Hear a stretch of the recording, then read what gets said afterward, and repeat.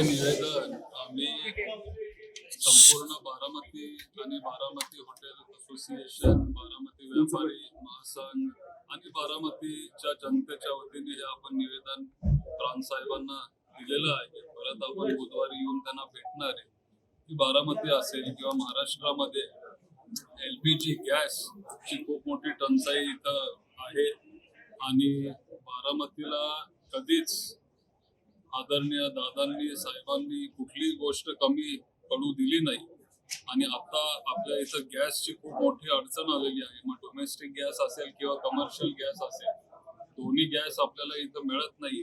बारामतीत जे काही एजन्सीज असतील त्यांच्याकडे आता किती स्टॉक शिल्लक आहे, आपण जास्तीत जास्त नागरिकांपर्यंत किंवा जे हॉटेलचे जे मालक आहेत ज्यांचा व्यवसाय त्याच्यावर चालतो अशा लोकांना आपण गॅस देण्याचा एक प्रयत्न करतोय आणि बुधवारी परत आपण इथं येणार आहे आणि त्यांच्याशी याच विषयावर चर्चा करणार आहे. दादा एका बाजूला काही असं भूमिका मांडली की असं मुख्यमंत्री म्हणतात की घरगुती गॅसचा पुरवठा होत नाही. तुम्ही लोकांमध्ये जाऊन लोकांना विचारा की त्यांना गॅस मिळतोय की नाही मिळते. आज पण अनेक बारामतीकर माझ्यासोबत इथं आलेले प्रांत कार्यालयात, त्यांचे पण काही विषय होते, त्यांचे काही मुद्दे होते. 40 दिवस झाले त्यांचं नाव तिथं नोंदवून घेतलंय, तरी पण त्यांना आज घरगुती गॅस मिळत नाही. त्याच्यामुळं वस्तुस्थिती ही आहे किंवा फॅक्ट हा आहे की आपल्या इथल्या लोकांना गॅस घरगुती किंवा कमर्शियल मिळत नाही. दादा बारामतीची पोटनिवडणूक लागलेली आहे, तसं तुमच्या पक्षाकडून काय भूमिका असणार आहे? आता सकाळी आदरणीय ताईंनी त्यांची भूमिका स्पष्ट केलेली आहे, म्हणजे आपल्या पक्षाची भूमिका तीच असणार आहे. आमच्या सगळ्यांची इच्छा आहे, मग महाविकास आघाडीचे सगळे नेते असतील, साहेब, ताई, मी, आमच्या कुटुंबाची सगळ्यांची इच्छा आहे आणि बारामतीकरांची पण इच्छा आहे की ही बारामतीची जी निवडणूक आहे ती बिनविरोध व्हावी, ती बिनविरोध झाली पाहिजे आणि आमच्याकडून महाविकास आघाडीकडून बारामतीसाठी कुठलाही उमेदवार तिथं दिला गेला जाणार नाहीये. आमच्याकडून ही निवडणूक बिनविरोध करायचा एक प्रयत्न असणार आहे. आम्ही कुठलाही उमेदवार इथं देणार नाहीये. उलट आम्ही सुनेत्रा काकींना साथ देऊ, त्यांना सपोर्ट करू आणि त्यांना मदत करू.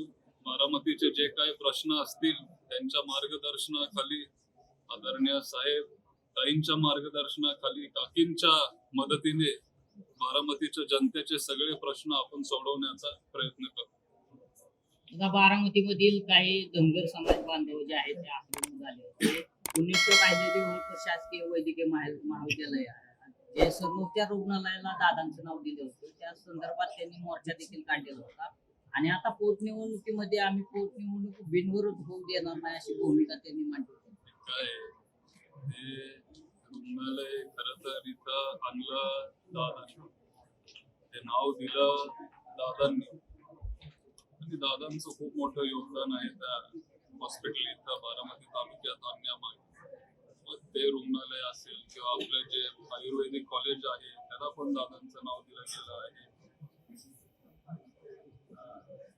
शेवटी पवार कुटुंबानी, साहेब असतील, दादा असतील, कधीच आम्ही असं राजकारण केलं नाही किंवा हा कुठल्या जातीचा आहे किंवा तो कुठल्या धर्माचा आहे असं कधीच आम्ही तरी बघितलं नाही आणि त्याच्यामुळे हे दुर्दैव आहे.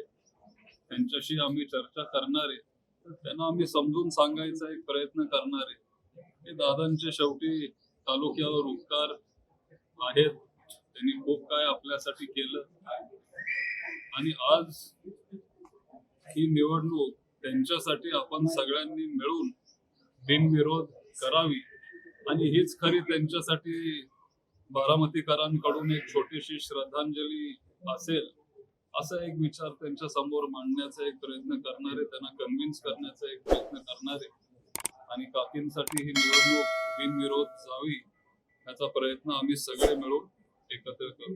त्यांनी भूमिका मांडली असं म्हणाला की आम्ही काकींच्या मार्गदर्शनाखाली काम करू, साहेबांच्या मार्गदर्शन. राष्ट्रवादीची विलिनीकरणाचं काय झालं या संदर्भात? या निमित्तानं पुन्हा एकदा चर्चा सुरू झाली का? 2 स्प्लिट आहेत आणि ते कायम पुढे चालू राहणार?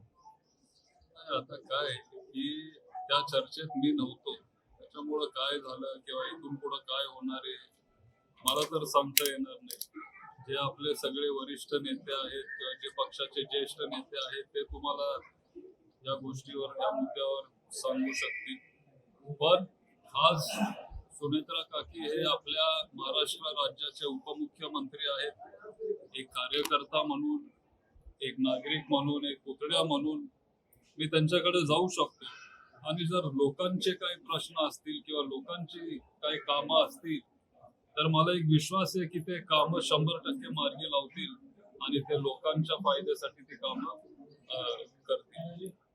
जी पोटनिवडणूक आता तुम्ही बिनविरोधसाठी आता जी बोललाय, ज्या कार्यकर्त्यांनी विरोध केलाय त्यांनी असं म्हटलंय की जर शासनाने जो 2 मार्च रोजी जो जी आर काढलाय तो जी आर जोपर्यंत रद्द होत नाही तोपर्यंत ही निवडणूक आम्ही बिनविरोध होऊ देणार नाही.